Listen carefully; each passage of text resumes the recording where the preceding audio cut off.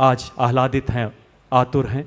आपसे करबद्ध आग्रह माननीय आशीर्वचनों से हमारा मार्गदर्शन करें। आज के समारोह को संबोधित करें माननीय प्रधानमंत्री महोदय।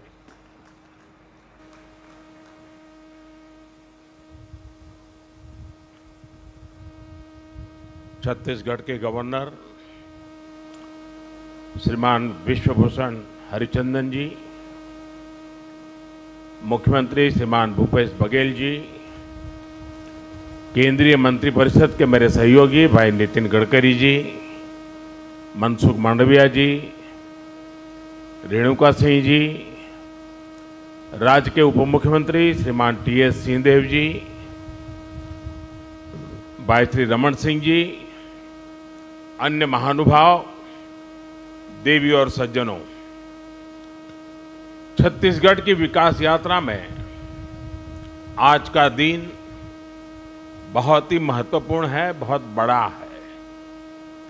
आज छत्तीसगढ़ को 7,000 करोड़ रुपए से अधिक की परियोजनाओं का उपहार मिल रहा है। ये उपहार इंफ्रास्ट्रक्चर के लिए हैं, कनेक्टिविटी के लिए हैं। ये उपहार छत्तीसगढ़ के लोगों का जीवन आसान बनाने के लिए हैं, यहाँ की स्वास्थ्य सेवाओं को बेहतर बनाने के लिए हैं। भारत सरकार के इन प्रोजेक्ट से यहाँ रोजगार के अनेकों नए अवसर भी बनेंगे। यहाँ के धान किसानों, खनिज संपदा से जुड़े उद्यमियों और टूरिज्म को भी इन प्रोजेक्ट से बहुत लाभ मिलेगा। सबसे बड़ी बात यह कि इनसे आदिवासी क्षेत्रों में सुविधा और विकास की नई यात्रा शुरू होगी। मैं इन सभी प्रोजेक्ट्स के लिए छत्तीसगढ़ के लोगों को बहुत बहुत बधाई देता हूं।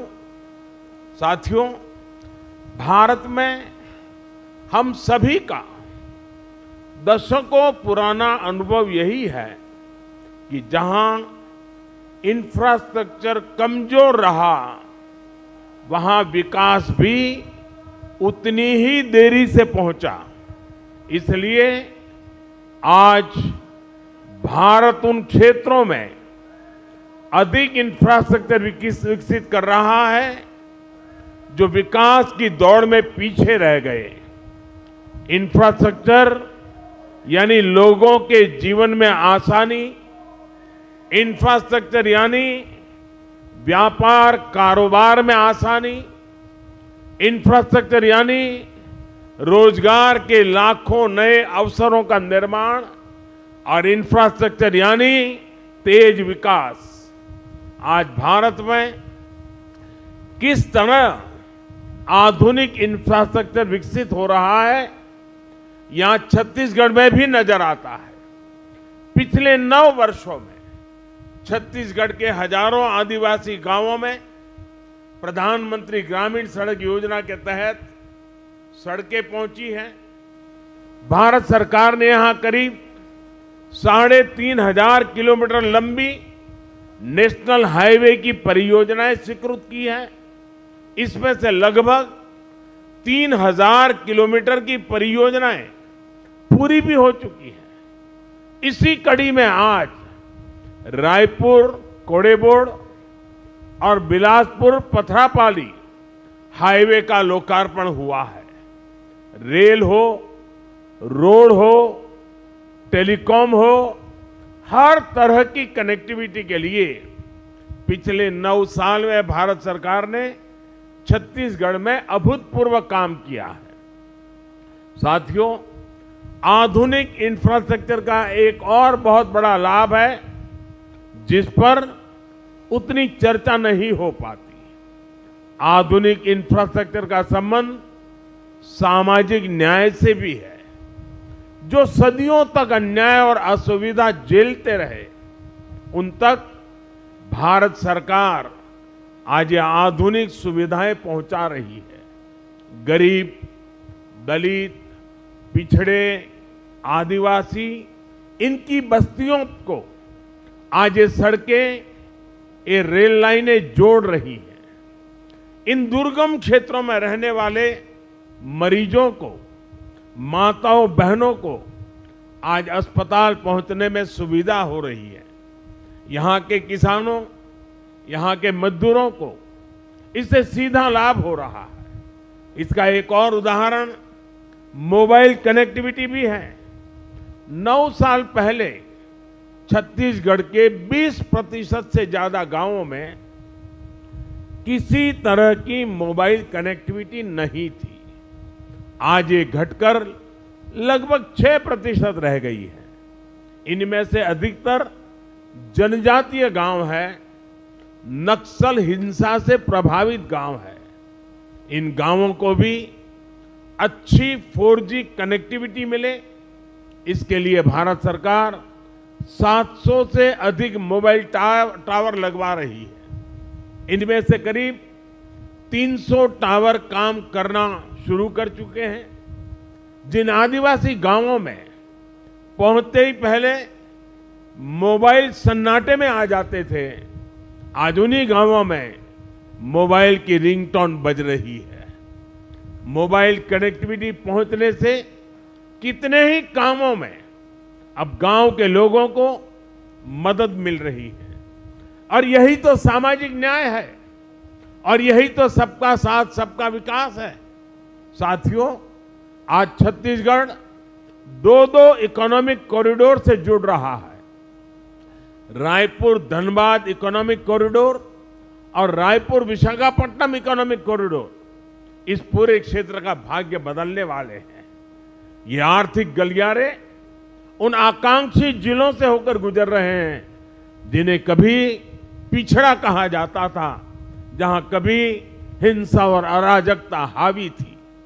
आज उन्हीं जिलों में भारत सरकार की कमान में विकास की नई गाथा लिखी जा रही है।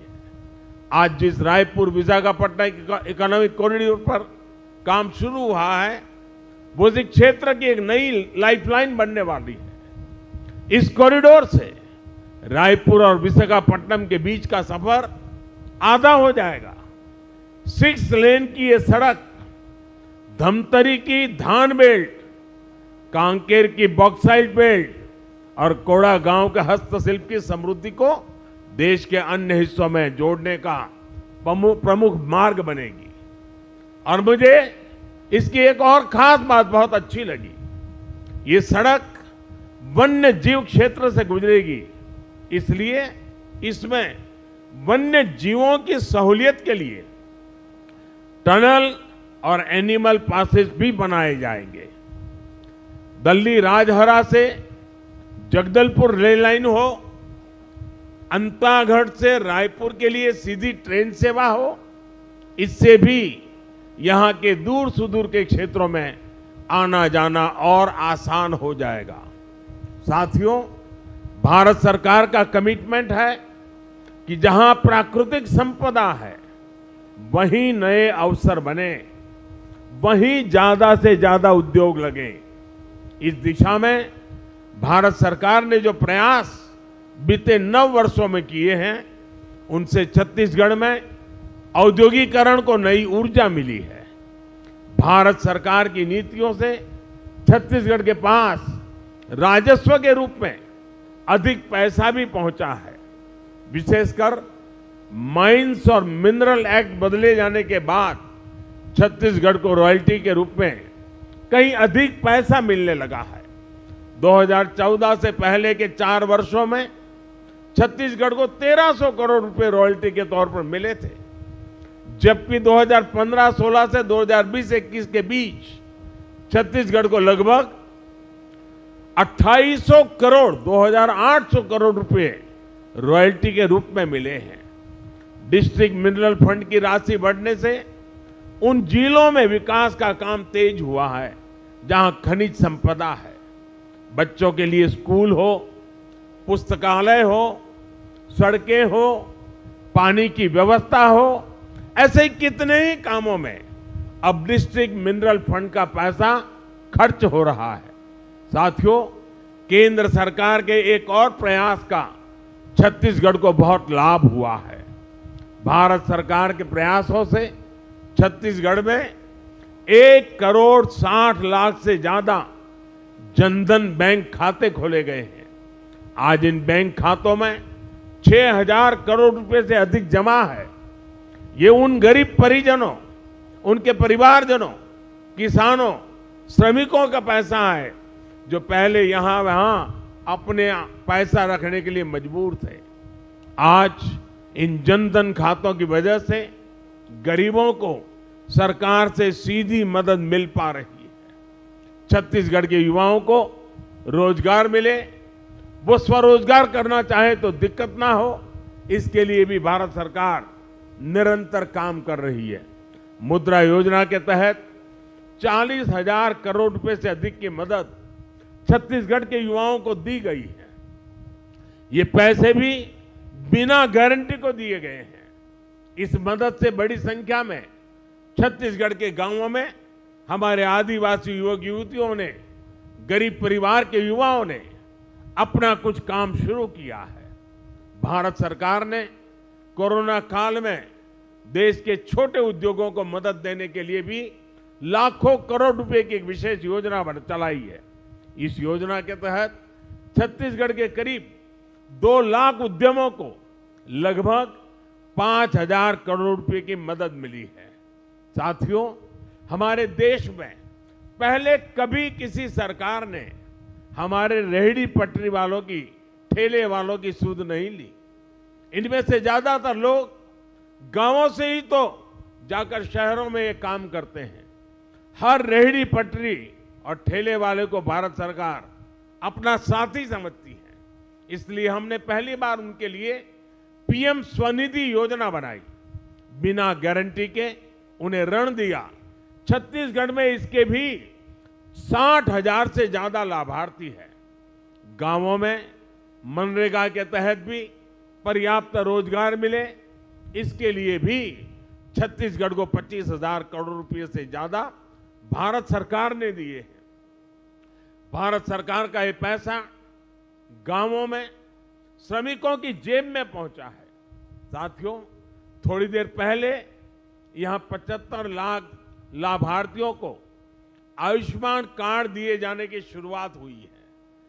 यानी मेरे इन गरीब और आदिवासी भाई बहनों को हर साल 5 लाख रुपए तक के मुफ्त इलाज की गारंटी मिली है। छत्तीसगढ़ के 1,500 से ज्यादा बड़े अस्पतालों में वो अपना इलाज करा सकते हैं। मुझे संतोष है कि गरीब, आदिवासी, पिछड़े, दलित परिवारों का जीवन बचाने में आयुष्मान योजना इतना काम आ रही है। और इस योजना की और एक भी विशेषता है, अगर छत्तीसगढ़ का कोई लाभार्थी हिंदुस्तान के किसी और राज्य में है और वहां उसको अगर कोई परेशानी हो गई तो ये कार्ड वहां भी उसका सारा काम पूरा कर सकती है। इतनी ताकत इस कार्ड में है। मैं आपको विश्वास दिलाता हूं कि भारत सरकार इसी सेवा भाव से छत्तीसगढ़ के हर परिवार की सेवा करती रहेगी। एक बार फिर आप सभी को इन विकास कार्यों के लिए बहुत बहुत बधाई देता हूं, बहुत बहुत शुभकामनाएं देता हूं। धन्यवाद।